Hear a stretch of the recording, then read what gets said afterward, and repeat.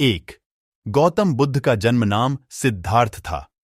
सिद्धार्थ की मौसी गौतमी ने उनका लालन पालन किया, क्योंकि सिद्धार्थ के जन्म के 7 दिन बाद ही उनकी मां का देहांत हो गया था। 2.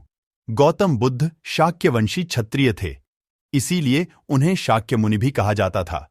एक मान्यता के आधार पर शाक्यों की वंशावली के अनुसार गौतम बुद्ध श्रीराम के पुत्र कुश के वंश में जन्मे थे। महाभारत में शल्य कुशवंशी थे और इन्हीं शल्य की लगभग 25वीं पीढ़ी में ही गौतम बुद्ध हुए थे। 3.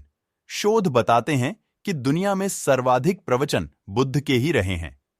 यह रिकॉर्ड है कि बुद्ध ने जितना कहा और जितना समझाया उतना किसी और ने नहीं। धरती पर अभी तक ऐसा कोई नहीं हुआ जो बुद्ध के बराबर कह गया। सैकड़ों ग्रंथ है जो उनके प्रवचनों से भरे पड़े हैं और आश्चर्य कि उनमें कहीं भी दोहराव नहीं है। बुद्ध ने अपने जीवन में सर्वाधिक उपदेश कौशल देश की राजधानी श्रावस्ती में दिए। उन्होंने मगध को भी अपना प्रचार केंद्र बनाया। महात्मा बुद्ध ने अपने उपदेश पाली भाषा मूल रूप में मागधी में दिए थे।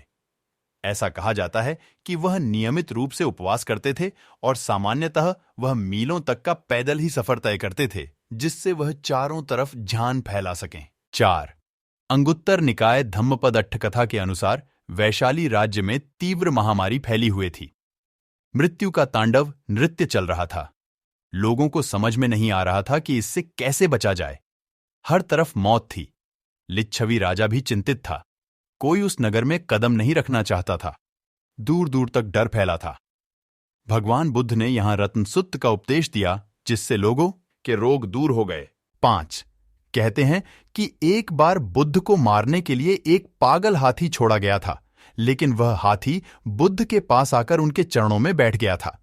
यह भी कहा जाता है कि एक बार उन्होंने एक नदी पर पैदल चलकर उसे पार किया था।